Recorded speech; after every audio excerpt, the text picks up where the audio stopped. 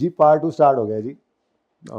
अभी ये बच्चे यहाँ पे लाइब्रेरी में पढ़ते थे ना जी, पेपर्स हो रहे थे, तो बच्चों ने कहा कि सर रोज़े हैं तो जो है ना आपने फिर बुला लिया पढ़ाने के लिए। मैंने कहा यार तो तुम लोगों को तो बैठ के पढ़ना है ज़्यादा मसला, तो मुझे टेंशन हो रही है, इतने स्कून से लंघ रहे सन रोज़े। तो लेकिन क्या करें, अभी एक चीज़ है हमारे सामने, एक मंजिल है ना, तो हम मुसाफिर हैं, ठीक है, तो वो मंजिल पे पहुंचना है तो फिर कोई बात नहीं, ये थोड़ी जब मंजिल पे पहुंच जाता है ना बंदा, तो फिर ये थकावट फिर मैटर नहीं करती, सारी थकावटें सारे थकेड़े ले जाते हैं फिर, ठीक है। जिस दिन क्वालिफाई करता है ना इंसान, तो उस दिन फिर वो नज़र भी आता है वो, लेकिन वो सारी चीज़ें ना वो फिर थकाती नहीं है, उनके ऊपर उल्टा हो जाए ना, वो प्राउड फील कर रहा होता है, अच्छा यार मैंने ऐसे किया था, मैंने ये मेहनत की थी, मैंने ये एफर्ट की थी। और फिर दूसरों को भी जो है वो आसपास वाले भी देखते हैं, वो भी एडमायर करते हैं इस बात को कि हाँ यार जहाँ जहाँ पे हमने याशी की वहाँ पे इन्होंने कुर्बानी दी, आज फिर अब ये याशी कर रहे हैं, तो फिर हम अभी भी स्ट्रगल कर रहे हैं, कुर्बानी दे रहे हैं, ठीक है। तो ऐसे ही है बस, ठीक है, आगे आपकी मर्जी है। अच्छा जी, अब अगली बात, वो हाँ मार्किंग स्कीम भाई ने मैं लेट आयो ना, सजा दी थी इसको, भाई ने भी जाने नहीं दिया हमें। आपको कौन सी ऐसी चीज़ मैं जिक्र करूं जिसका, हाँ जैसे मिसाल के तौर पे आपने डेप्रीसिएशन सीखी हुई होगी करनी, ठीक है। मैंने एक एसेट खरीदा 1 जनवरी 2010 को, ठीक है, कॉस्ट थी इस एसेट की 100 रुपये, ठीक है। ये एसेट की लाइफ है 5 साल, ठीक है। तो 31 दिसंबर 2010 पे स्ट्रेट लाइन मेथड से अगर मैं इसको डेप्रिशिएट करता हूं तो ये 100/5 करें तो कितना आता है, तो कितना बचा। अच्छा, अब स्ट्रेट लाइन मेथड है तो 100/5 ही करना है, ऐसा ही है, तो 20 आना है। अब गलती से किसी बच्चे ने यहाँ पे 80/5 कर दिया, 80/5 क्या आता है, कर दो, कैलकुलेटर लाए हुए हो, कैलकुलेटर काट के दिखाओ सारे में, वो पढ़ने आए हो, पढ़ने उल्ली लग जानी है, उल्ली इन कैलकुलेटरों पे। कौन कौन वैसे आगे सोच के आया था इंट्रोडक्शन होगा, गपशप लगेगी, हाथ खड़ा करें, इंट्रोडक्शन ही हो रहा है ना, लेकिन इंट्रोडक्शन किसका हो रहा है, ये इसके ऊपर तो ये देखो मैंने क्या लिखा है, इंट्रोडक्शन ऑफ, तो इंट्रोडक्शन तो हो गया बस, ठीक है, हमारा तो होता ही रहेगा। हाँ जी, तकरीबन 115 लेक्चर्स हमने साथ रहना है, तकरीबन 115 के आसपास लेक्चर्स हमारे होते हैं इन टोटल, ठीक है। आप गिनती आप खुद करते रहना, मैं तो गिनती करके आप लोगों को हमने जल्दी बुलाया, आप गिनती करते रहना, तो फिर नाम नूम मुझे वैसे याद नहीं होते, शक्लें मुझे याद हो जाती हैं, याद रहती भी हैं, ठीक है। तो फिर इंट्रोडक्शन सब्जेक्ट भी होना चाहिए ना। तो कहाँ थे हम, मार्किंग स्कीम की बात करते, बताओ भाई। अगले साल की डेप्शन एक बच्चे ने निकाल दी 16, गलती होगी इससे, ठीक है। उसके बाद अच्छा, बल्कि ये ऐसे ही रखते हैं 100/5, चलो ये गलती नहीं की उसने, ठीक है। ये 20 60 स्ट्रेट लाइन है ना, तो बुक वैल्यू को यूज नहीं करते ना, 100/5 और ये 20 एंड सो ऑन चलता जा रहा है। अब मिसाल के तौर पे ये कॉस्ट यहाँ पे लिखना है 1 नंबर, उसके बाद इस डेप्शन का लेट्स चलो 1 नंबर ही का 1 नंबर, बुक वैल्यू निकालनी है 1 नंबर, ये ऐसे होता नहीं है, इतने नंबर होते नहीं, लेकिन मैं समझाने के लिए कर रहा हूँ, ठीक है। अब हर स्टेप के यहाँ पर एक नंबर थे लेट्स से, और यहाँ पर उसने कहा था बुक वैल्यू निकाल दो, तो ये 31 दिसंबर 12 की डेप्शन आ गई, तो उसने कहा था 31 दिसंबर 12 की बुक वैल्यू निकाल के दो, तो ये बुक वैल्यू आ गई 40, ठीक है जी। तो यहाँ तक आने के मिसाल दे रहा हूँ, इतने नंबर होते नहीं हैं, मिसाल दे रहा हूँ, ठीक है। इतनी छोटी सी वर्किंग कितनी थोड़ी ज़्यादा सारे नंबर, थोड़े नंबर होते हैं, 1 2 3 4 5 6 7 नंबर का ये सवाल था, ठीक है। अच्छा, अब मिसाल के तौर पे आपने IAS 16 पूरा नहीं पढ़ा, मैंने पढ़ाना है, थोड़ा बहुत जितना पढ़ा हुआ है, नाम सुना हुआ है ना, डेप्रिसिएशन एसिड क्या होता है, रिवाइज कराऊंगा फिर भी मैं, लेकिन नाम तो सुना हुआ है ना। अब मिसाल के तौर पे इस एसिड की कॉस्ट जो 100 थी, लेकिन ये एक प्लांट था जिसकी इंस्टॉलेशन पे 20 रुपए भी लगे थे, ठीक है, 25 रुपए लगे थे, राउंड फिगर रहेगी, ठीक है, 25 रुपए लगे थे, ठीक है, इस की इंस्टॉलेशन पर। तो इसकी कॉस्ट कितनी होनी चाहिए थी, 100 + 25। अब हुआ क्या, गलती से आपने इसको 100 लिख दिया, तो ये क्या हो गया, गलत, ये गलत हो गया ना, तो इसका मार्क कितना हो गया। लेकिन इस गलत फिगर पे आपने लाइव सही लगाई। अच्छा, और एक मिसाल, चलो वो मिसाल नहीं था, मैं यहाँ पे 1 मार्च कर दूँ तो 10/12 बन जाएगा ना, मतलब जो करना था आगे वो आपने सही किया, गलती क्या हुई है, कॉस्ट आपने गलत कैलकुलेट कर ली, लेकिन आगे आपने उसने कहा था स्ट्रेट लाइन मेथड, आपने फॉर्मूला सही लगाया, लाइव सही डिवाइड की, डेप्रिसिएशन निकाली, तो इसका कोई नंबर नहीं कटेगा, ये ठीक है। ये आगे बुक वैल्यू निकाली, गलत कॉस्ट में से बुक डेप्शन माइनस करके बुक वैल्यू निकाली, लेकिन बुक वैल्यू क्या है, कैरिंग वैल्यू, WDV कहते हैं। ये फॉर्मूला आपने सही लगाया ना, कॉस्ट माइनस डेप्शन माइनस करके, तो वो क्या है, बुक वैल्यू, तो आपको पूरे मार्क्स मिलेंगे, एंड सो ऑन। अब भला बताओ, ऐसे पर्चे में पास ना हो तो फिर किस में पास हो, ठीक है। अच्छा, CMA से भी आसान है, उसका रिजल्ट भी 40% से ऊपर आता है, क्योंकि यहां तो फिर अकाउंटिंग है ना बेटा, वहां पे मैथ ज्यादा है, और मैथ में बहुत मार्जिन है, बच्चा हाथ पांव मारता है पास हो जाता है, हाथ पांव मारता है मार्क्स मिल रहे होते हैं। बस हुआ ना बनाओ इन चीजों को, डराया हुआ है। पास होने वाले सीनियर्स को मिलो खुदारा, फेल होने वालों को मत मिलो। फेल होने वाला वो मतलब अपना कसूर कौन मानता है, पास होने वाला कुछ भी नहीं मुश्किल है, हुआ मत बनाओ, आसान है। मुश्किल जो चीजें मैंने आपको बता दी हैं, सेल्फ डिसिप्लिन सबसे मुश्किल काम है। रोज का काम रोज करना है, रोज आना है, छुट्टी नहीं करनी है, ये बस सिर्फ ये जो है ना 115 16 17 जितने दिन भी आपको कॉलेज में बुलाया जाए आपने आकर कर लेना है। ये आप कर लोगे तो इंशाल्लाह पास हो जाओगे, वजह ही कोई नहीं है। 3 काम कहें बस, रोजाना क्लास में आओ, रोज का काम रोज करो, 1 घंटे से नहीं बढ़ेगा, मेरी पूरी कोशिश रहेगी पूरे सेशन में, लेकिन 2-3 दफा हो ही जाता है, अल्लाह माफ करे, 4.5 महीने में 2-4 दफा अगर हो जाए तो माफ कर देना, लेकिन होगा नहीं। डेली काम कोशिश होगी मेरी 1 घंटे के अंदर अंदर रहे, तो रोज आना है, रोज का काम रोज करना है, और हफ्ते में 1 टेस्ट देना है, ऐसे जैसे ICAP का पर्चा दे रहे हो हर हफ्ते, बस कुछ और नहीं करना, पास हो जाओ। ओह माय गॉड, ये गलत हो गया। अच्छा, इसके भी नंबर नहीं कटने थे, क्योंकि आपने 40 में से 20 माइनस करके 60 में 20 माइनस करके 40 लिखा हुआ था, इसको भी माफ कर देता एग्जामिनर, बता रहा हूं। पास होने के लिए, पास होने के यहां पे 100 तरीके हैं, ठीक है, 100 तरीके हैं, लेकिन बच्चा कहता है नहीं फेल होने के, शायद फेल होने का एक ही तरीका है, पढ़ो ना बस, ठीक है, जो कहा जा रहा है वो ना करो, फेल हो जाओगे, ठीक है। अच्छा, अब एक बड़ा मसला है, अभी जब माशाल्लाह पढ़ाई शुरू करेंगे ना, लगने लग जाएगा कि हाँ यार सही ट्रैक पे जा रहे हैं, तो कहेंगे खुदा ना खास्ता कहीं पहली दफ़ा में पास ही ना हो जाए, पढ़ना छोड़ देंगे। ऐसा कोई काम ना हो जाए हमसे कहीं हम पास हो गए तो लोग क्या कहेंगे, अकाउंटिंग में पहली बार पास हो गए, मतलब तो कॉन्सेप्ट ही अच्छे नहीं ना बनेंगे, है ना, बेशरम लोग हंस रहे हैं आगे से।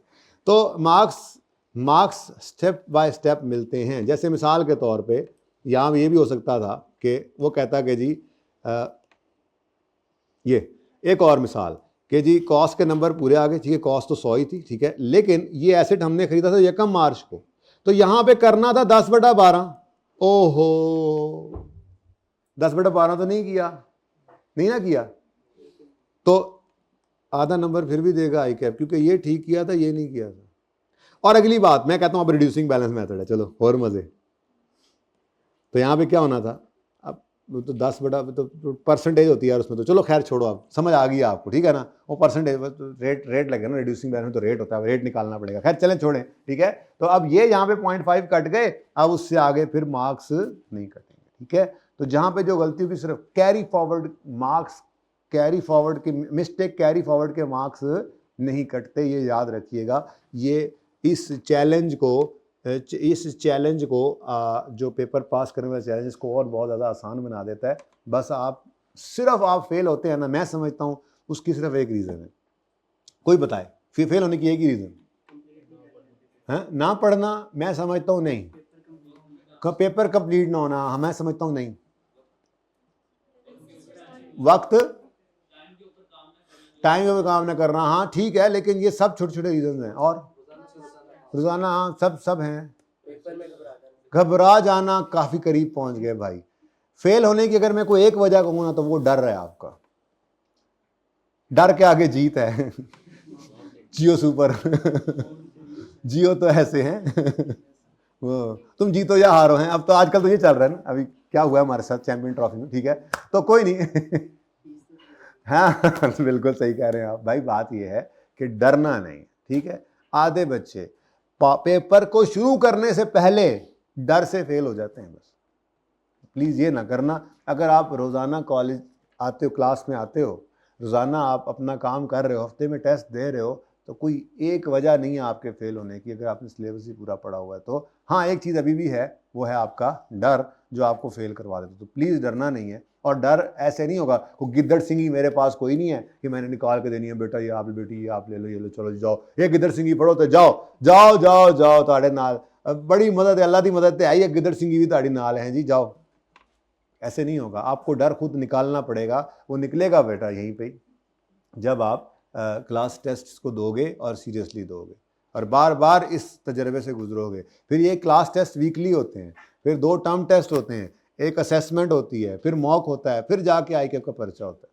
ठीक है, तो आपने इसको कोशिश करना है कि इसको ऐसे ही तारी करना है अपने ऊपर बार बार कि पर्चा मेरा हो रहा है, मार्क्स इंटू 1.8 करना है, घर पे भी कोई सवाल नहीं करना है इसके अलावा। ठीक है, इंशाल्लाह अल्लाह ने चाहा तो पास हो जाओगे। ओके, चलो यार अब पढ़ाई शुरू करें, बहुत हो गई बातें। कोई आपका सवाल है तो आप पूछ सकते हैं जी। एक्सक्यूज। राइटिंग और प्रेजेंटेशन के नंबर होते हैं भाई का सवाल है। असल में ऑनलाइन वाले बच्चे मुझे कहते थे, काफ़ी सालों से कह रहे हैं कि सवाल रिपीट किया करें। आज तो ज़रा रिलैक्स माहौल चल रहा है ना, इंट्रोडक्शन चल रहा है, इसलिए मैं सवाल रिपीट कर दूँ। जब पढ़ा रहा होता हूँ ना मैं उस वक्त जोश खताबत में मैं अक्सर भूल जाता हूँ, तो एडवांस में माफ़ी भी मांग लेता हूँ बच्चों से। सवाल मेरी कोशिश होती है कि मैं रिपीट कर दूँ। भाई का सवाल है, ऑनलाइन वालों के लिए होता है। भाई का सवाल क्या है? सवाल क्या? राइटिंग और प्रेजेंटेशन के मार्क्स होते हैं? Answer is no. ये कोई ड्राइंग का पर्चा है? हाँ, फैंसी ड्रेस शो हो रहा है, फैंसी पेपर शो हो रहा है, फैंसी राइटिंग शो हो रहा है? नहीं, ऐसा कुछ नहीं है। प्रेजेंटेशन मैटर ज़रूर करती है, लेकिन प्रेजेंटेशन का मतलब क्या है? प्रेजेंटेशन का मतलब है कि आपने कुछ लिखा हुआ, तरह दिखाओ। आज रजिस्टर नहीं लाए? ले लेना अभी ले लेना। आपने लिखा है 1.5 hours per subject, paper 9 questions, 3 hours, 100 marks, marks into क्या लिखा है आगे? अब मुझे ये 2.8 लग रहा है, ये थोड़ा सा अब मसला है प्रेजेंटेशन का। 10 मार्क्स अगर है तो 10 इंटू 1.8 18 मिनट्स, सब कुछ मुझे समझ आ रहा है ये बहुत से ज़्यादा अच्छी प्रेजेंटेशन है। और ज़रा बुरी प्रेजेंटेशन पे भी मुझे पर्चा ICAP पास करने की कोशिश करता है, बस ये समझ लें प्लीज़। हम हर मीटिंग में, हर डिस्कशन में हमारे सामने यही बात आ रही है, बच्चा ही पास नहीं होना चाहता। उनको पैसे, चेकर्स को पैसे मिलते हैं पर्चा चेक करने के, उसकी पूरी कोशिश होगी, चेक करेगा। तो प्रेजेंटेशन, मेरा पर्चा साफ सुथरा होता था, मतलब अच्छी इत्तेफाक की बात है, मेरी राइटिंग ठीक थी। अगर आपकी नहीं है तो क्या मतलब? मेरे से ज़्यादा तेज़ी से पर्चे मेरे, तो फिर कोई अटैम्प्ट लग गई 1-2 दफ़ा। मेरे साथ एक दोस्त होता था, अभी मतलब बाहर के मुल्क में बैठा किसी फॉर्म के अंदर, बहुत लायक लड़का, लेकिन उसकी राइटिंग यकीन करो भाई, मैं कभी भी मैं कहता यार तू डॉक्टर की तरह लिखना है उस्ताद। मतलब वो खुद लिखकर बाद में वो कहता था यार मैं की लिखा है जरा देखते लवा, लेकिन पास होता था वो। क्यों? क्योंकि ICAP पूरी कोशिश करेगा आपको पर्चा। प्रेजेंटेशन का मतलब सिर्फ ये है कि आपका लिखा हुआ अगले को समझ आए। और ब्लू पेन यूज करना छोड़ दो, अब बड़े हो गए हो। हाँ, ब्लैक पेन रखो ही, ब्लैक पेन। पर्चे में सिर्फ ब्लैक पेन आप यूज कर सकते हैं ICAP के पर्चे में। ठीक है, कोई और सवाल? यस।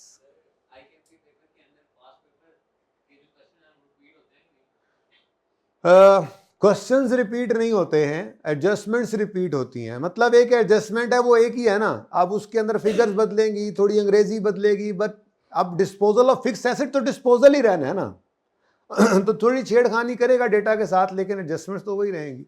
कभी कभार CMA में तो हो जाता है ऐसे, पुराने सवाल मिलते जुलते आ जाते हैं। FR 1 में ऐसा कभी ज़्यादा हुआ नहीं, ठीक है, लेकिन सवाल मिलते जुलते ज़रूर लगेंगे आपको। डेटा तो हर दफ़ा चेंज होगा, हर सवाल में आपको एक आधी ऐसी एडजस्टमेंट ज़रूर मिलेगी बरकत के लिए, जो कहोगे आप यार की है, लेकिन मैंने आपको अर्ज़ किया कि वो आपको फेल नहीं करवा सकती।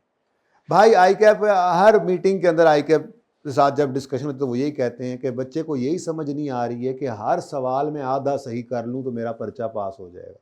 सवाल 9 सवाल है ना, हर सवाल आप आधे से ज़्यादा सही कर लो, हर सवाल आधे से ज़्यादा सही कर लो। 9 सवाल हैं, 9 के 9 आधे से ज़्यादा सही कर लो तो क्या है, सारे सवाल सारे सही करने की तो ज़रूरत ही नहीं है। ठीक है, तो हम भी टारगेट मुश्किल से मुश्किल सवाल टेस्ट इसलिए बनाऊंगा कि आपको मैं इसलिए तैयार करूंगा कि मुश्किल से मुश्किल सवाल के अंदर भी आपने फाइट करना है, और आपने 60-70% सवाल तो मुश्किल सवालों को भी सही करने की कोशिश करनी है। वो टैक्ट आपको सिखाना है, आसान तो पूरे ही सही हो जाएंगे। ठीक है ना, तो सवाल क्या था वैसे आपका? पास पेपर रिपीट होता है या नहीं होता? तो answer is no, but concepts तो वही हैं।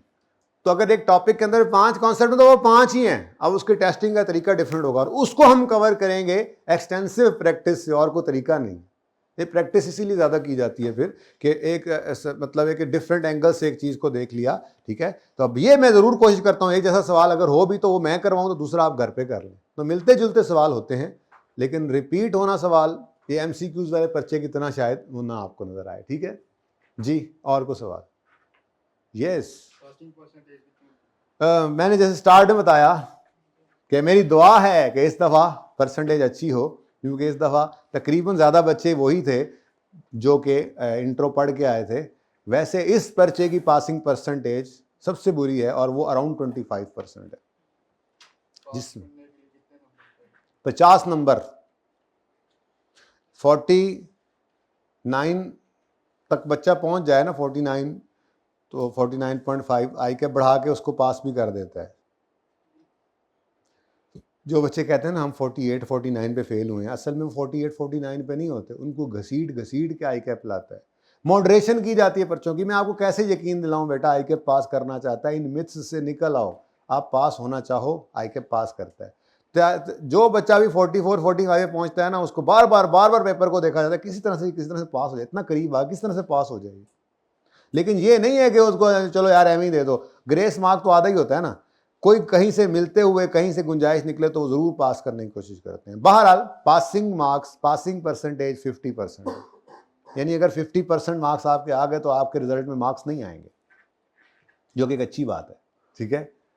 मैं जब पढ़ा करता था तो मेरी फुप्पो हैं, बुजुर्ग हैं अब, ठीक है, अभी भी हैं, अल्लाह उनकी उम्र बरकत दे, तो कहा करती थी पुत्र अल्लाह करे तेरे चंगे नंबर, पढ़ रहा था तो सारा दिन बंदा पढ़ता रहता था फाइनल की क्लासेस, अल्लाह करे तेरे चंगे नंबर आ जाए। मतलब वास्ता जो खुदा था, दुआ बदल लो, दुआ करो मेरे नंबर ना आए, दुआ करो मेरे नंबर ना आए। तो 50% में नंबर नहीं आते, ठीक है जी। हाइब्रिड में भी माइक मौजूद होता है, लेकिन एजाज भाई जाग रहे हैं तो ज़रा, हाँ। तो हाइब्रिड गर्ल्स में अगर माइक चाहिएगा तो वो बताएंगे, बॉयज़ में किसी का सवाल है तो वो हाथ खड़ा कर सकते हैं, एजाज भाई उनको बता देंगे। जी कोई सवाल? चलें आप पढ़ाई शुरू करें। गुड क्वेश्चन, हैंड आउट दो भाई, पढ़े हैं पीछे, पढ़ा दे कोई बात, जल्दी करें। और कोई सवाल?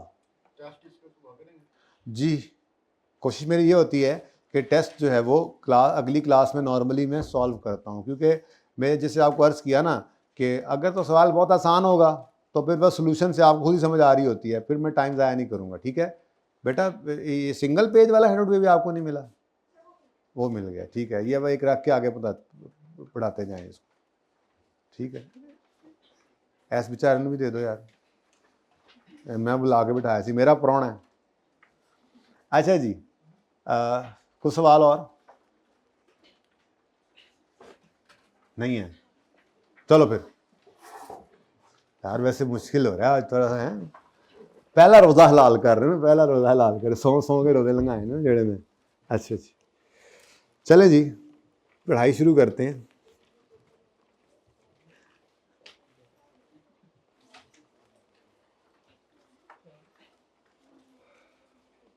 अच्छा जी, ये आपके पास हैंड आउट है, बस इसमें कुछ थ्योरी डाल दिए मैंने, कुछ जो है वो क्वेश्चंस हैं छोटे छोटे, एहतियातन ये 5-6 सफ़े दे दिए हैं। हो सकता है किताब कल आ जाए, हो सकता है किताब 2 दिन में आए प्रिंट, अब वो पब्लिशर की मर्ज़ी है, वो जब पब्लिश करके दे, ठीक है। मतलब प्रिंटिंग में है तो सही, भेजी हुई तो है, असल में तो मतलब संभलने का मौका जैसे सबको ही नहीं ना मिला, वो मामला ही ऐसा है इसका। अब ईद से पहले कुछ दिन पढ़ना है, ईद की छुट्टियाँ, तो वो जल्दी जो है वो बस दी है, लेकिन फिर भी लेट हो गया। जितना जल्दी भी किया है फिर भी 1-2 दिन लग जाएंगे। कोशिश यही थी कि आप लोग आएँ तो बुक हो, लेकिन कोई नहीं, 1-2 दिन में आ जाएगी। एहतियातन मैंने 3-4 दिन का मवाद आपके हाथ में पकड़ा दिया है, लेकिन वो उम्मीद है अगले 2 दिन में किताब आ जाएगी, तो फिर आप वो ले लीजिएगा। बेहतर यही है कि जैसे ही किताब है वो ले लें, या जिसने पुरानी यूज़ करनी है उसके पास वो हो, ठीक है। क्योंकि जो किताब पे आपने लिखना है फिर वो आपका रहता है, निशानियाँ होती हैं सवाल के अंदर, कोई ना कोई निशानी लिखते हैं, कोई चीज़ नोट करते हैं, तो फिर आगे पीछे नहीं होती, नोट्स तो फिर आगे पीछे हो जाते हैं, ठीक है ना। अच्छा जी, छोड़ें क्या कहते हैं आप नोट्स को, मैं आपको कुछ गपशप सुनाता हूँ, थोड़ी सी बातें रिवाइज करते हैं जी। क्या क्या पढ़ना चाहिए। चलें जी। अच्छा मुझे बताएं, एसिड क्या होता है, ये पता है? एसिड क्या होता है बताएं, जो फ्यूचर में बेनिफिट प्रोवाइड करे। ठीक है, मसलन अच्छा देखें भाई, गलत जवाब देने वाले को यहाँ कुछ नहीं कहा जाएगा, आई के अब तक सही हो जाए जवाब, कोई बात नहीं।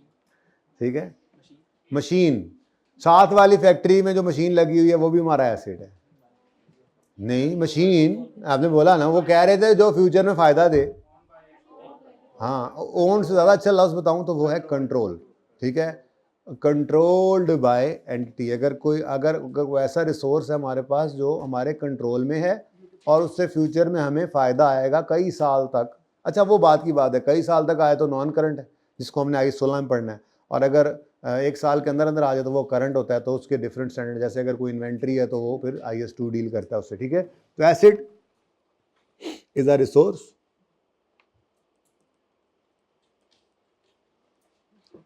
कोई नोट करने की मेरा नहीं ख्याल ज़रूरत है, ऐसी बातें बहरहाल गपशप है, सुनते जाएं। थोड़ा टाइम पास भी तो करना है ना, आज आपको बुला लिया तो समझ रहे हैं ना, रिलैक्स होके बस बैठे हैं, गपशप लगाने के लिए बुलाया आपको। पढ़ना छढ़ना कोई नहीं, हम पढ़ाए अभी तक को पढ़ाई की बात की है हमने नहीं ना की, ऐसे ही बस परेशान हो रहे हैं आप लोग। An asset is a resource controlled by the entity. ठीक है जी,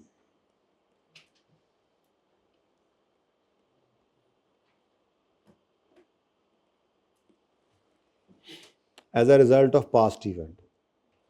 क्या मतलब है जी इसका, क्या मतलब पास्ट इवेंट क्या होता है?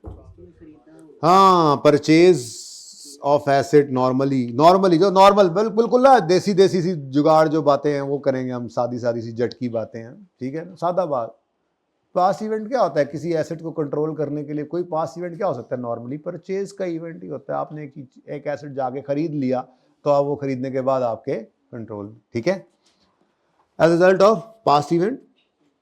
और अगली बात, which is expected to give benefit in future, which is expectation होती है, एब्सोल्युटली तो नहीं पता होता हमें।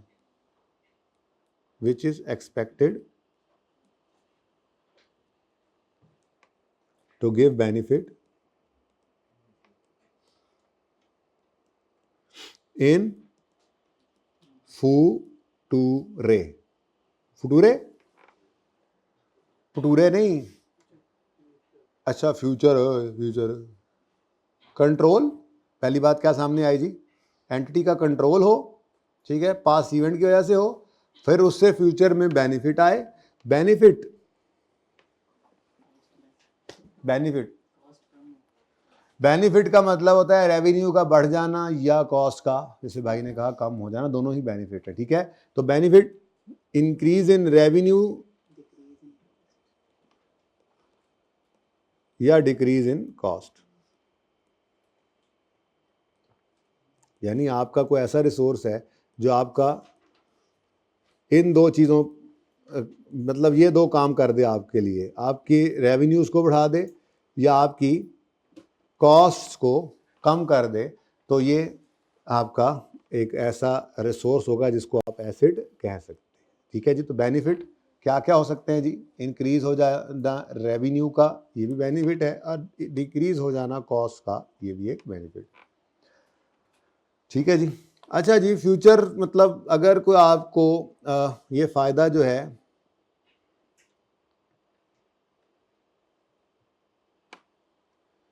अप टू 1 ईयर, ठीक है, बेनिफिट अगर कोई आपको रिसोर्स जो है वो अप टू 1 ईयर आपको बेनिफिट दे, तो इसको आप बचपन में पढ़ के आए इंट्रो के अंदर, क्या कहते हैं आप? करंट एसेट, कहना नॉन करंट एसेट। अच्छा आप ये कह रहे थे कि नॉन करंट नहीं कहते? अच्छा ठीक है, अच्छा गुमान रखना चाहिए ना जी। हाँ जी, अच्छा यार, आपने कहा था, मुझे नहीं पता लगा था कि आपने कहा, चलो पता लगा तो किने कैसे। अप टू 1 ईयर वाले को हम क्या कहते हैं? करंट। ऐसा एसिड जिसमें करंट है, करंट वाले एसिड्स। और benefit for more than 1 year हो तो ये नॉन करंट एसिड बन जाता है। ठीक है जी। क्या यार फजूल बातें करी जा रहा है, आज लगता है इसने पढ़ाना कोई नहीं है। हाँ बस ऐसे ही समझ लो, ऐसे ही हम तो गपशप में पढ़ लेते हैं, पता नहीं लगता। स्लो पॉइजन मैं बच्चों को देता होता हूँ, स्लो पॉइजन जी। तो फ्यूचर में बेनिफिट तो लिखा नहीं, benefit future up to, benefit up to 1 year, ठीक है, और benefit for more than 1 year. ठीक है बच्चों, और सही है।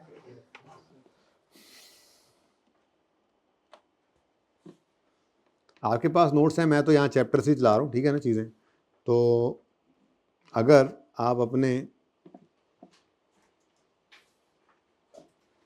अभी ना जाएं, मैंने कहा है शुरू में जाएं, अभी ना जाएं, थोड़ी सी और बातें वहीं पे करते हैं जाके, छोड़ें ज़रा इसको, अंग्रेजियाँ पढ़ते रहेंगे स्टैंडर्ड वाली। अच्छा, अब एसिड तो आपको याद आ गया। अब मैंने एक लफ्ज़ और भी इस्तेमाल किया थोड़ी देर पहले, डेप्रीसिएशन। डेप्रीसिएशन क्या होती है? एलोकेट करना कॉस्ट को यूजफुल लाइफ पे। ओ को गल है, बहुत अच्छी बात है। हाँ जी, और को मेरे वर्गा गलत डेफिनेशन सुनाना कोई बच्चा कोई नहीं यार, सारे ही पढ़े लिखे आगे ने आज दफ़ा। कभी कभी आता होता है ऐसा एक आधा बैच, मतलब वाकई आपको माशाल्लाह मेरे से ज़्यादा लायक हो सारी। मैं तो मेरे से तो वैसे भी सारे लायक भी होते हैं, लेकिन कोई गलत गल भी दस्या करो यार, सारी सही दस रहे हैं।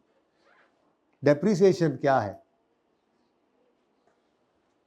अच्छा, वैसे कुछ जगहों पे सादा बात भी ये भी की जाती है, डेप्शन क्या है? एसिड की वैल्यू में कमी due to use.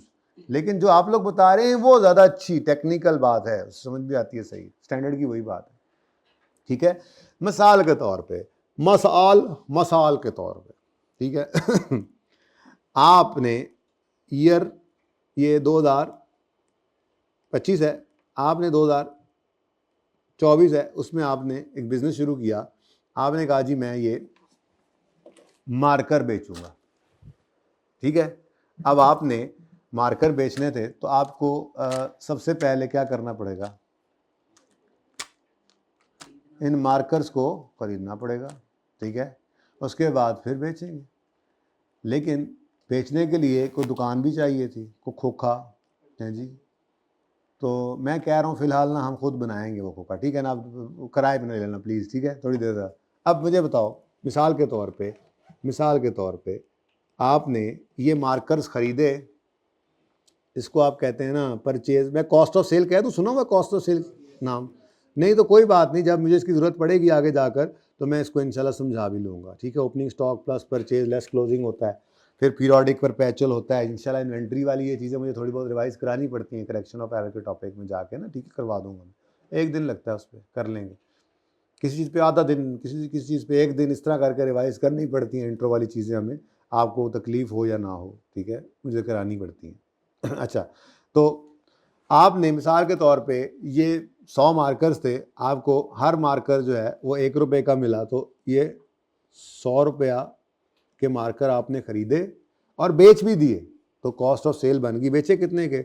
Her marker आपने 1.25 रुपये का बेचा, तो आपके पास ग्रॉस प्रॉफिट जो है वो कितना आ गया? कितना जी? 25।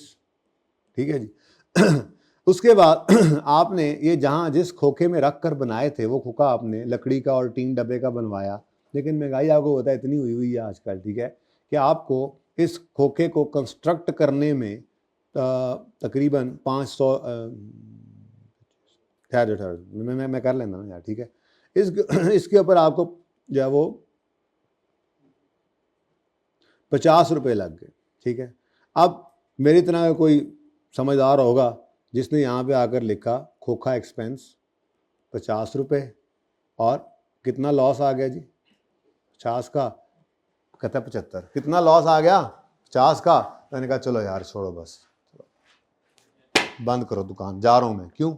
रोको मुझे, क्यों जा रहा हूँ मैं? क्यों जा रहा हूँ?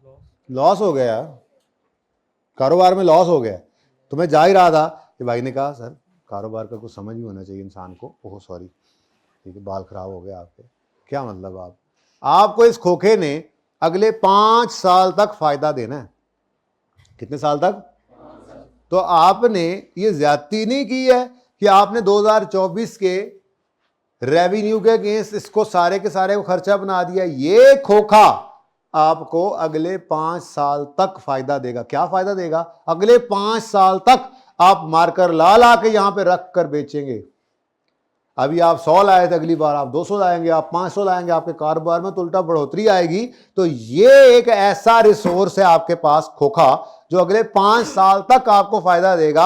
आपने ज्यादती की, आपने इसी साल 2024 के अंदर सारे के सारे का एक्सपेंस आउट कर दिया। तो मैंने कहा भाई फिर क्या करूं? मैंने कहा सर इसको आप जितना अरसा इसने फायदा देना है ना, उतने अरसे के ऊपर इसको आप एलोकेट करें। इसको कहते हैं मैचिंग कॉन्सेप्ट। क्या कहते हैं जी?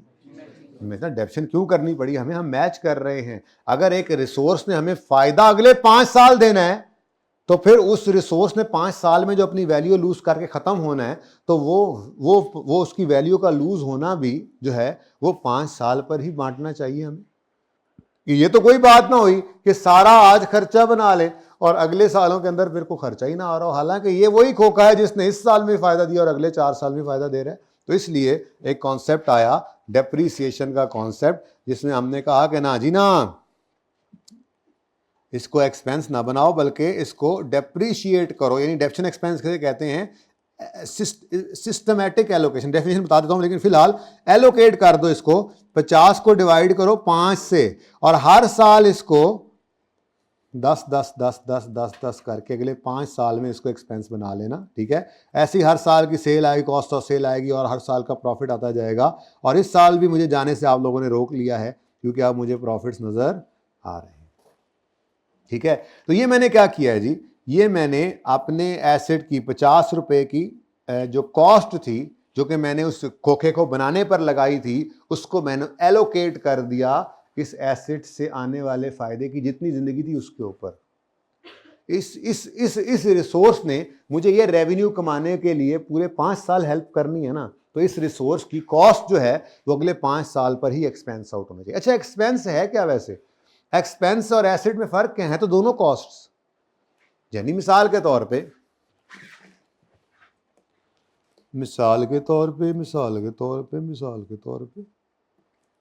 बिजली एक्सपेंस। कौन सा एक्सपेंस जी? बिजली एक्सपेंस। मेरा 5 रुपए का बिजली का बिल भी आया है। ठीक है? अब इस 5 रुपए के बिल को भी मैं अगले 5 साल पे बांट दूं, 1-1 रुपए का डाल देता हूं। अच्छा, अब देखो, हैं दोनों चीजें ही कॉस्ट, हैं दोनों ही मेरा आउटफ्लो। मैंने 5 रुपए का खर्चा किया, मेरे जेब से 5 रुपए निकले, मैंने बिल पे कर दिया। मेरे जेब से 50 रुपए निकले और मैंने एक व्हीकल खरीद लिया, एक मशीन खरीद ली, एक खोखा बना लिया, कोई ऐसा एसेट जिसने भी फायदा देना है। दोनों में फर्क क्या है? 5 रुपए वो बिजली का खर्चा है जो फायदा हम उठा चुके थे, जो सर्विस हम यूज अप कर चुके थे, उसके लिए हमने पे कर दिया, वो एक्सपेंस बन गया। लेकिन जो हमने ये खोखा लगाया 50 रुपए का, क्या उससे हमने सारा फायदा आज ले लिया? ठीक है? अगर ये 1 लाख रुपए का एसी लगाया, तो क्या जिस दिन आपने ये एसी अपनी दुकान में लगाया उसी दिन क्या आप 1 लाख रुपए का एक्सपेंस आउट कर दें? नहीं, अभी तो इसने अगले 5 साल 10 साल जितना अरसा भी आपने सोचा है इसने आपके पास रहना है, उतने तक फायदा देना है ना। ठीक है? तो कॉस्ट तो दोनों ही थी। ठीक है? लेकिन जिस कॉस्ट का फायदा आपको मिल चुका, ठीक है, मजीद उससे फायदा अब आना नहीं है, वो एक्सपेंस बन गया। लेकिन जिससे आपको फ्यूचर में फायदा आना था, वो कॉस्ट आज आपने क्या बना ली? एसेट। इसकी एंट्री आप किया करते थे। एंट्री सीखेंगे, आज टाइम बच गया तो टाइम तो मुक भी गया। आज गप्पे ज्यादा लगा ली ना हमने। चले, एसेट, डेबिट, कैश, क्रेडिट की आपने एंट्री सीखी हुई थी, वो फिक्स आप एसेट बनाते हो, एक्सपेंस नहीं बनाना। लेकिन फिर उसको आहिस्ता आहिस्ता जैसे जैसे वो आपको फायदा देता जा रहा है, वैसे वैसे वो पीएनएल को हम जो है चार्ज करते चले जा रहे हैं। ठीक है? तो अगली चीज जो आज हमने पढ़ी, डेप्रीसिएशन। क्या है जी वो? डेप्रीसिएशन। डेप्रीकिएशन है। अच्छा जी, बताते रहा करो यार। अच्छा, अंग्रेजी थोड़ी सी है। My English is very fast वैसे तो। You know. अच्छा, डेप्रीसिएशन क्या है? Is systematic allocation. अच्छा, सिर्फ एलोकेशन नहीं है, किसी एक खास तरतीब से होनी चाहिए, ठीक है। सिस्टमेटिक एलोकेशन होगी of cost of acid over acid.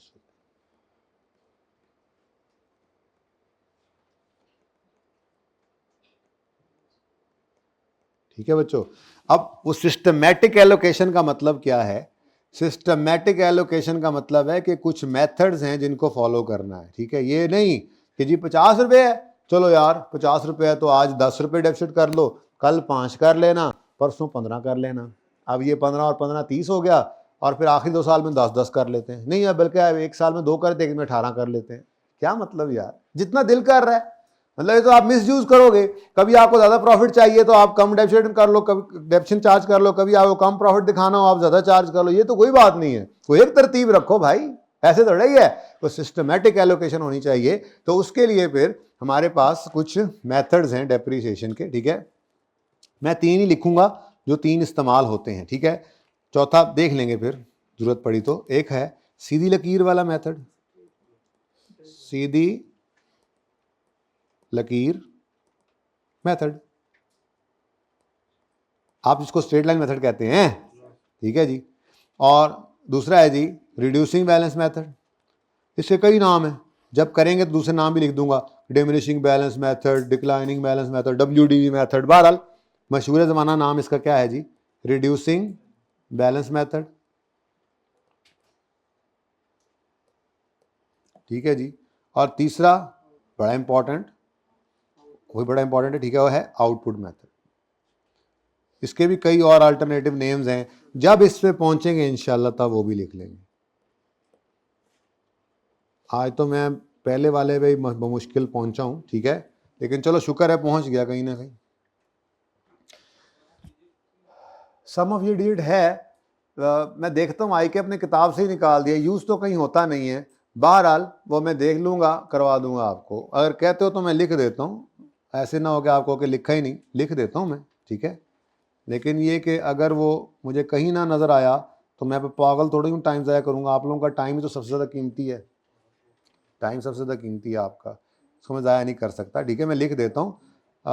इस असल में ना इसका जो रिज़ल्ट है वो बिल्कुल वैसे ही है जैसे आपके रिड्यूसिंग बैलेंस का रिजल्ट होता है कि पहले साल डेप्शन ज़्यादा और आहिस्ता आहिस्ता कम होती चली जाती है। तो ये प्रैक्टिकली मैंने आज तक ना कहीं इस्तेमाल होते हुए देखा है और ना मेरे ख्याल में आई के अपनी किताब में छोड़ा है। तो मैं अपनी किताब से कटवा दूंगा, मुझे ऐसे ख्याल आया है, मैं चेक कर लूँगा। मैं लिख इसलिए रहा हूँ ताकि वक्त ज़रूरत सनद रहे और काम आए। आपके सामने आ गया ना तो अगर होगा नहीं तो जब तक मैं कहूँगा नहीं बेटा इन्हें छाड़ दो, माफ़ कर दो, तब तक आप मेरी जान नहीं छोड़ेंगे, ठीक है ना, इंशाल्लाह। तो सम ऑफ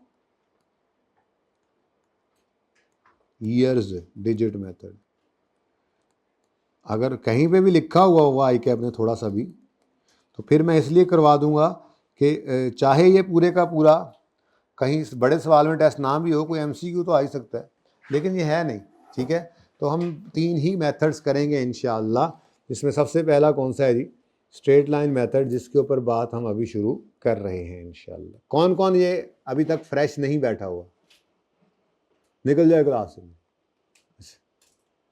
नहीं मजाक कर रहा था। किस किस को नींद आ रही है? नींद आ रही है? नींद किस किस को नींद आ रही है? हाथ खड़ा करे, हाथ खड़ा करे, किसको नींद आ रही है?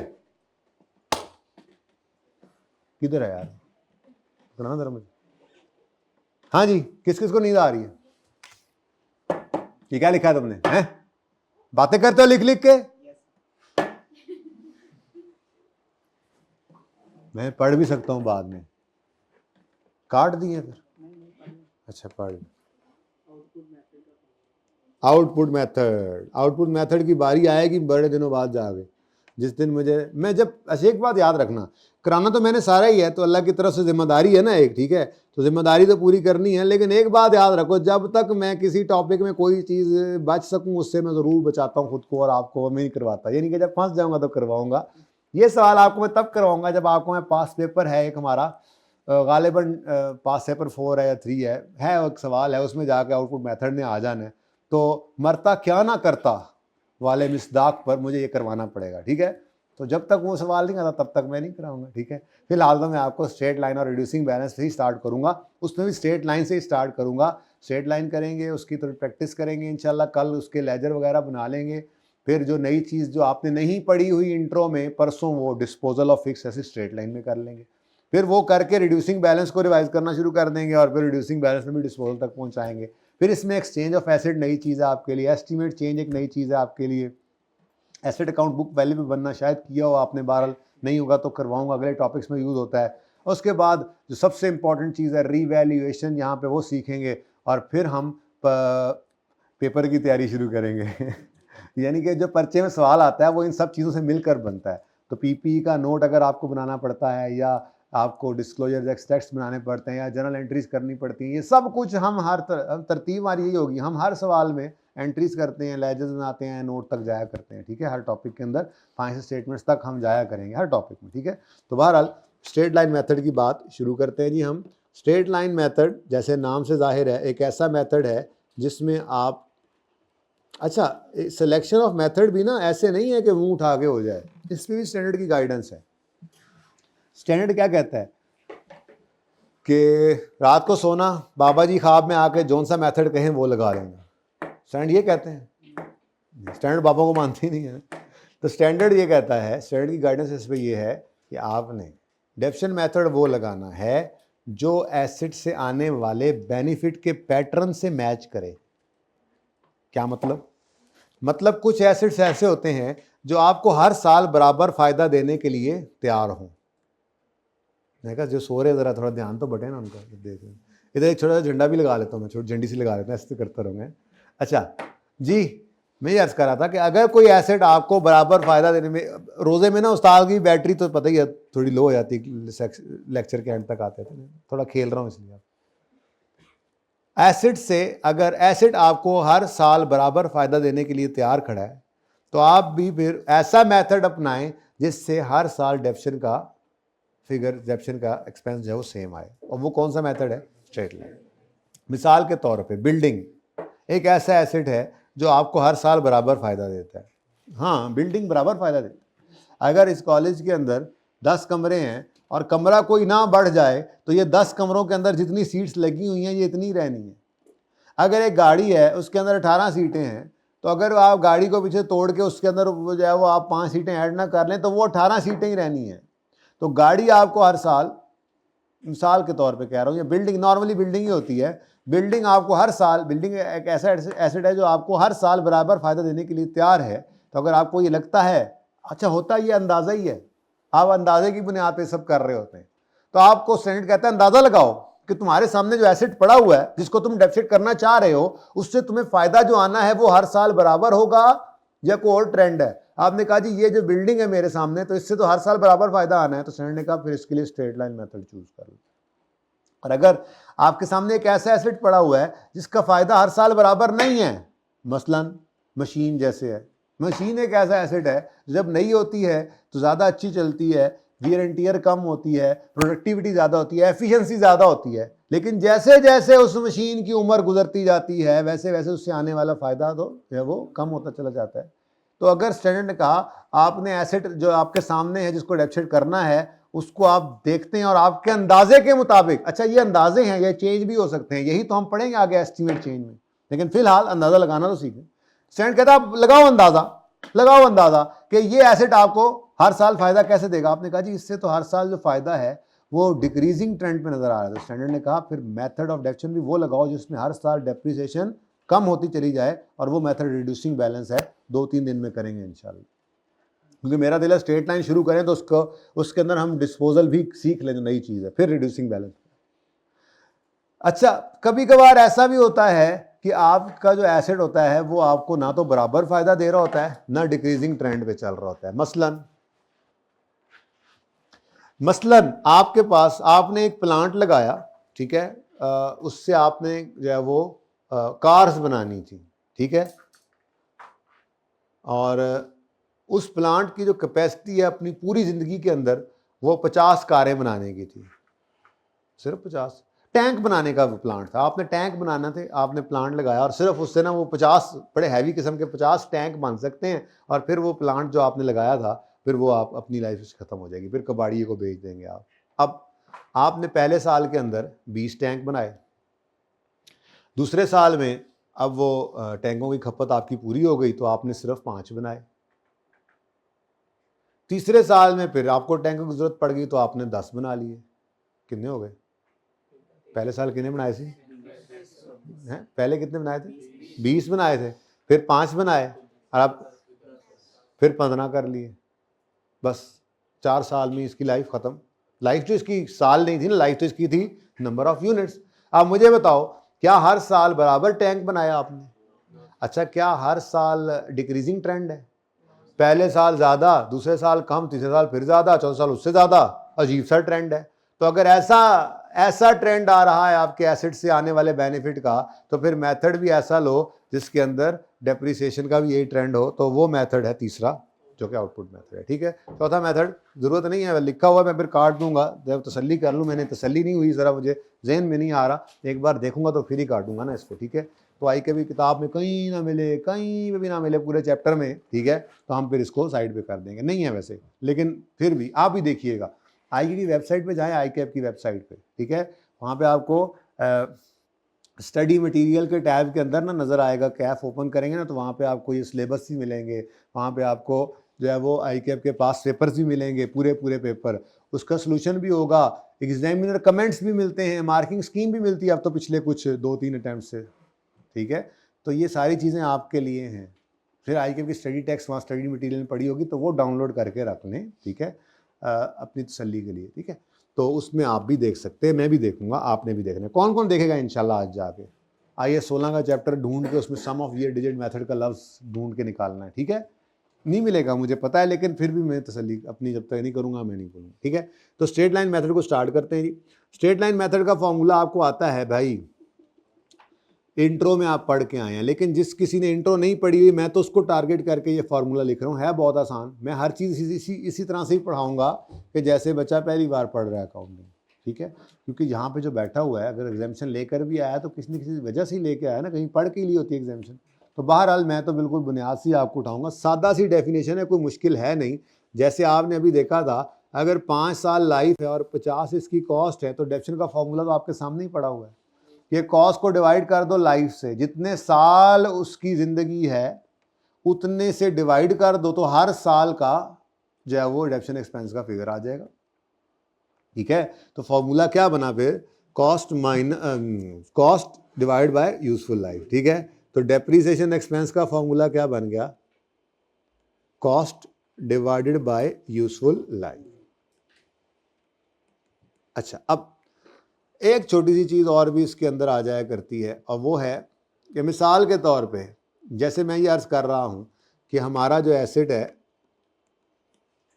उसकी कॉस्ट है 50 और उसकी लाइफ है कितनी जी? 5 साल। तो डेप्रिसिएशन एक्सपेंस कितना आ रहा है? बोलो 10। लेकिन मुझे किसी ने कहा कि भाईजान ये जो आपने एसेट लिया है ना, ये खोखा है, खोखा 5वें साल के एंड पे आपने जब इसको यहाँ से उखाड़ के फेंक देना है और नया इसकी जगह लगा लेना है, क्योंकि ये तो पुराना हो गया होगा, तो ये जो कबाड़ है ना, कबाड़, ये भी कबाड़िए को बिक जाएगा और आपको इसके 5 रुपये मिल जाएंगे एंड पे जाके। अब मुझे बताओ, क्या पूरा 50 मुझे डेप्रिसिएट करना चाहिए? क्या डेप्रिसिएशन है क्या? एक्सपेंस। तो क्या पूरा 50 मेरा खर्च हो जाना है? नहीं, इस 50 में से 5 तो मेरा कभी खर्च होगा ही नहीं, वो तो मुझे वापस मिल जाना है। तो इसका मतलब ये हुआ कि 50 की कॉस्ट में से 5 रुपए की रेजिडुअल वैल्यू को माइनस कर दें, तो ये जो फिगर आती है ना, इस फिगर को कहते हैं डेप्रीशिएबल अमाउंट। क्या कहते हैं जी? कॉस्ट माइनस रेजिडुअल वैल्यू का किसका फॉर्मूला है? ये डेप्रीशिएबल अमाउंट का। ये सारी बातें लिखी हुई हैं, टेंशन ना लें, मैं अभी दिखाता हूँ आपको। ठीक है, तो कॉस्ट माइनस रेजिडुअल वैल्यू कर दें। आओ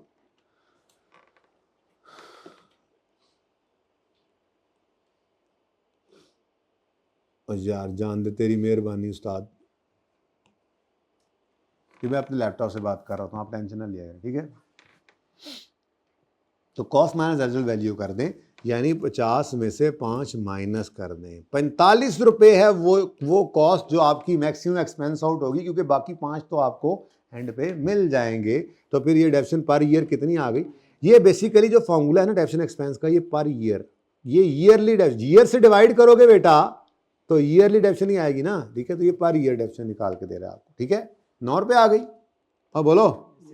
अच्छा, तो एक तो अब हमने पढ़ लिया डेप्रिशिएबल अमाउंट का फॉर्मूला, और दूसरा है चीज़ आपके सामने नई क्या आई जी, रेजिडुअल वैल्यू। तो रेजिडुअल वैल्यू की टेक्निकल डेफिनेशन बिल्कुल पढ़ेंगे, तब जाके पढ़ेंगे जब मुझे एक एमसीक्यू के अंदर मजबूरन इसको पढ़ाना पड़ेगा। फिलहाल तो काम चल रहा है। वैसे ज़बानी कलामी थोड़ी सी बात कर दूं, रेजिडुअल वैल्यू किसे कहते हैं? हम आज खड़े होकर अंदाज़ा लगाते हैं, आज खड़े होकर अंदाज़ा लगाते हैं कि 5 साल के एंड पर ये एसेट कितने पैसे हमें दे देगा। इसकी इससे ज़्यादा टेक्निकलिटी में जा नहीं रहा, इससे ज़्यादा टेक्निकल है ये बात। एक एमसीक्यू करना है जब जाके, तो उसमें फंसूंगा तो फिर करवाऊंगा आपको इंशाल्लाह, ठीक है। देख लेंगे, अभी हो सकता है आज कल में ही कर दें, अभी 5 मिनट रह गए वैसे। तो बहरहाल रेजिडुअल वैल्यू क्या है, अभी सादा अल्फाज में याद रखना है बात, जितनी सादा हो सके अभी उतनी सादा बात याद कराना चाह रहा हूँ। तो रेजिडुअल वैल्यू क्या है? आज खड़े होकर ये अंदाज़ा लगाना कि लाइफ के एंड पे इससे कितने पैसे हम जो है वो रिकवर कर लेंगे, मिल जाएंगे। और ये डिफरेंट है, जब हम 2-3 दिन बाद डिस्पोजल ऑफ फिक्स एसेट पढ़ेंगे ना, तो वहाँ पे एसेट की लाइफ बाकी होती है तो हम उसको बेच देते हैं। तो बेचकर जो पैसे आते हैं वो रेजिडुअल वैल्यू नहीं होती, वो सेल प्रोसीड कहलाती है। ये दोनों चीज़ें डिफरेंट हैं, आज पहला दिन बता रहा हूँ, ज़हन में रखना। यार ये ना हाइब्रिड बॉयज़ हाइब्रिड में ना थोड़ी लाइट इस दफ़ा कम है, इनकी शक्लें ना सही नज़र नहीं आती, ये एक दूसरे से आंखों में बातें कर लें, मुझे नज़र नहीं आएगा इस दफ़ा, कुछ चक्कर है यहाँ पे, लाइट शीट सेट कराएं इनकी। हाँ, बचने नहीं पाओगे। अच्छा जी, तो रेजिडुअल वैल्यू क्या है? सादा अल्फाज में याद रखो, आज खड़े होकर अंदाज़ा लगाना कि लाइफ के एंड पे क्या मिलेगा, और ये सेल प्रोसीड नहीं है, ये सेल प्रोसीड नहीं है। ओके, ये 2 चीज़ें याद रखो। पहली बात, रेजिडुअल वैल्यू क्या है? जो एसेट की लाइफ के स्टार्ट पे खड़े होकर अंदाज़ा लगाया, एस्टीमेट है, ये भी एक एस्टीमेट है। यानी डेफिनेशन के फॉर्मूला के अंदर मेथड भी एस्टीमेट था, एस्टीमेट की बुनियाद पे मेथड सेलेक्ट किया था ना, उसके बाद रेजिडुअल वैल्यू भी एस्टीमेट है, यूजफुल लाइफ भी एस्टीमेट है। इतने साल चलेगा, ज़्यादा भी चल सकता है, कम भी चल सकता है, आपके यूज़ के ऊपर है। सिर्फ कॉस्ट एस्टीमेट नहीं होती, वो एब्सोल्यूट फिगर होती है, एक्चुअल फिगर होती है। भाई कितने बजे सर नान की क्लास होगी यहाँ पर? हैं? ओ वाह, 9:10 पे मेरी मुकनी है, 9:20 पे ना करो,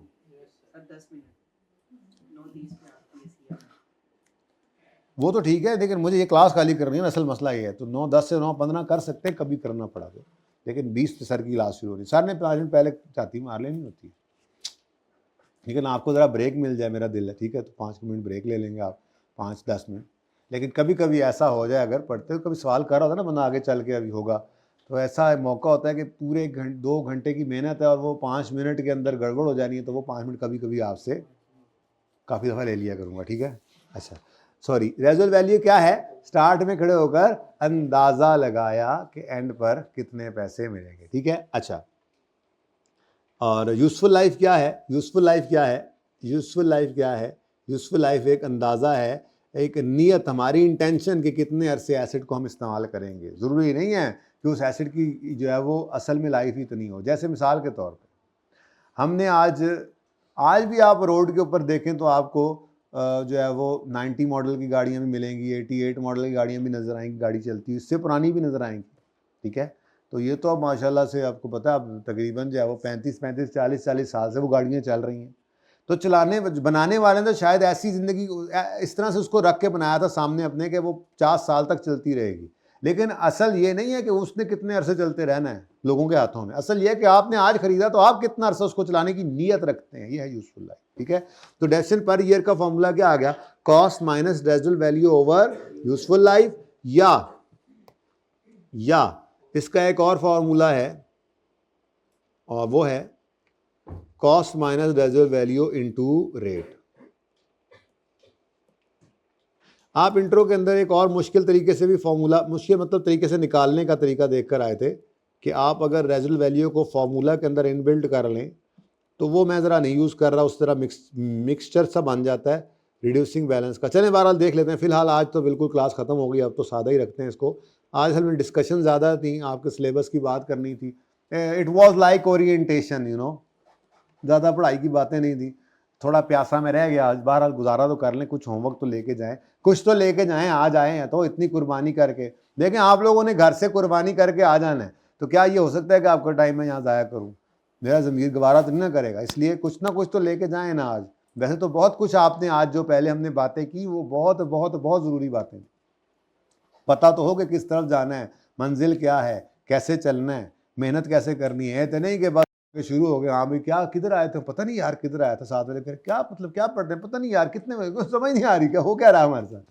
नहीं भाई, पता तो हो किधर जाना है, ठीक है। ऐसे ही हर टॉपिक में मेरी कोशिश होती है कि मैं मकसद बताऊं पहले बच्चों को कि इसका मकसद क्या है, पता तो हो कि हमने कहाँ पे पहुँचना है, मंजिल क्या है, ठीक है। तो बहरहाल cost minus रेजुअल value into rate कर दें, तब भी आंसर वुड बी सेम। जैसे मिसाल को छोड़ो, ठीक है। अभी फ़िलहाल आप 2 काम करेंगे, ठीक है, 2 काम करेंगे। पहला काम आपके पास जो मैंने आपको वो नोट्स दिए हैं उनमें स्टार्ट में आएंगे आप, तो प्रॉपर्टी प्लांट इक्विपमेंट की डेफिनेशन पढ़ेंगे, सारी पढ़ेंगे एंड तक। मैं आपको फिर कल इसको इंशाल्लाह ये पढ़ाऊँगा, ठीक है। उससे आगे अभी आपने नहीं जाना, ठीक है। रिकग्निशन मैं आपको खुद पढ़ाऊँगा, इनिशियल मेजरमेंट क्या होता है, इनिशियल रिकग्निशन क्या होता है, ये सब कुछ मैं आपको खुद पढ़ाऊँगा, ठीक है। तो फिलहाल आपने सिर्फ क्या पढ़ के आना है, पेज 114 पे ये डेफिनेशन यहाँ पे, और ये पेज 115 के टॉप पर भी ये 5-6 लाइनें, इससे ज़्यादा भी नहीं आप पढ़ सकते। और इसमें भी आपको जो मसला होगा मैं समझाऊंगा इंशाल्लाह, होना भी चाहिए मसला कुछ ना कुछ, ओके। नहीं नज़र आया स्टार्ट में, तीसरे सफ़े पे गालिबन नहीं, स्टार्ट में ये ना असल में बुक में तो आपको इजी है ना, पेज नंबर बंदा बता लेता है, ठीक है, लेकिन अभी वो बुक नहीं है। लेकिन वैसे तो मैंने 3-4 दिन का सामान आपको दे दिया, लेकिन उम्मीद बड़ी है कि आज और कल का दिन आपको माजरत के साथ इन नोट्स के साथ गुजारा करना पड़ेगा। और प्रिंटिंग में बस पता नहीं वो कितना टाइम लगाते हैं, जैसे ही वो आएगी किताब फिर आप उसको ले लीजिएगा। लेकिन एहतियातन मैंने ये 4 दिन का आपको कम अज़ कम भी 4 से भी ज़्यादा 4 से 5 दिन का, इस हफ्ते तक भी शायद आपको ज़रूरत ना पड़े, लेकिन आप बुक आते ही ले लीजिएगा, क्योंकि ये मसले ज़रा फिर ऐसे ही होता है बंदे को, यहाँ जो लिख लेंगे वो फिर बाद में जो बात की मैंने आपने लिख ली बाद में मिले ही ना, ठीक है। उसके बाद आपने क्वेश्चन 1 से लेकर, कॉन्सेप्ट बिल्डिंग क्वेश्चन नजर आ रहे हैं ना आपको, क्वेश्चन 1 से लेकर क्वेश्चन नंबर 5 तक सिर्फ ये सवाल करने, चुन्ने सवाल हैं। इन्होंने कहा है calculate depreciation for the year using straight line, तो इन्होंने सिर्फ कैलकुलेशन कही, आप जैसे मर्जी कर ले। मैंने तो अभी आपको फॉर्मेट दिया नहीं है कि हमने सवाल किस फॉर्मेट पे करना है मेरा एक फॉर्मेट, एक ही डेसिमल का फॉर्मेट बनाएंगे, हर मेथड में उसी में फिट करेंगे, लेकिन वो मैं कल बताऊंगा। आज आपने सिर्फ इनको ट्राई करना है, स्ट्रेट लाइन मेथड के फॉर्मूलाज हैं, ध्यान रख लेना। ईयरली डेप्शन निकलती है, अगर साल पूरा एसिड इस्तेमाल करोगे तो पूरा साल डेप्शन करनी है, नहीं करोगे तो पूरा साल डेप्रिशिएट नहीं कर सकते। ज़िंदगी रही तो कल होगी मुलाकात। अल्लाह हाफ़िज़। चंद जी कोई क्वेश्चन है भाई का? यार ये स्लाइड बना दूंगा, ये साथ साथ ही बना दिया करूंगा भाई, ये काम किया करो यार, एंड पे जाके बच्चे कहते हैं वो कर लें, असल में ये पूरा नहीं है ना, क्या करूँ, जितना हो जाए करे वो कर दिया करो, अगली बार फिर कर दिया करूँ। तो भाई फिर ये अब आपने इंश्योर करना है, अब जब तक आप हैं, अब रिजल्ट तक तो हैं ही ना, ठीक है। तो इसको मैं तरीका ये बता सकता हूँ, आप यहाँ से कॉपी करोगे, आप ऐसे कॉपी करोगे और वर्ड पे कहीं जाके ना उसको पेस्ट कर दोगे, बस जैसे ही है बस वैसे ही इनको ग्रुप में फेंक दो, मेरी बुला दो, मेरे तो जान छुटे ना। जो यहाँ पे मैं किया करूँ डेली वो कर दिया, ये मैं कह रहा हूँ, इन्होंने करना कोई नहीं, हर बार बच्चे कहते हैं ये रह जाता है काम, ठीक है। बाकी आप इसकी पिक्चर लें और आप इसको नोट करें, असल तरीका तो यही है, ठीक है। कोशिश करेंगे आ जाए, लेकिन आना होना कोई नहीं है, मैं इनको मिलता ही नहीं हूँ, मैं भाग जाता हूँ फिर लैपटॉप लेके इधर कभी उधर। तो इसका असल तरीका तो ये है कि आप इसकी एंड पिक्चर लेंगे, मैं आपको पिक्चर दिलवा दिया करूँगा, खुद नोट करेंगे, वो याद भी रहेगा, बाकी कोशिश करेंगे ये हो जाए। ऐसा कर लेते हैं चलें, बल्कि पहली क्लास है क्या बैठा ना, तो फिर पक्का हो जाना है। अस्सलाम वालेकुम सर, बस ऐसा कर लेते हैं कि जो मैं ज़रूरी समझूंगा, ऐसी चीज़ होती है कि मैं समझता हूँ ज़रूरी है, उसकी आपको भेज दिया करूँगा, हर लेक्चर की हर रोज़ आए, फिर इसकी आप एक्सपेक्टेशन न कीजिएगा, कोशिश करेंगे जो ज़रूरी हुआ करेगा वो फिर कर लिया करेंगे, इंपॉर्टेंट चीज़ें, ठीक है। लेकिन आपने नीयत यही रखनी जो आपको कहा, ठीक है जी, ओके जी, अल्लाह हाफ़िज़।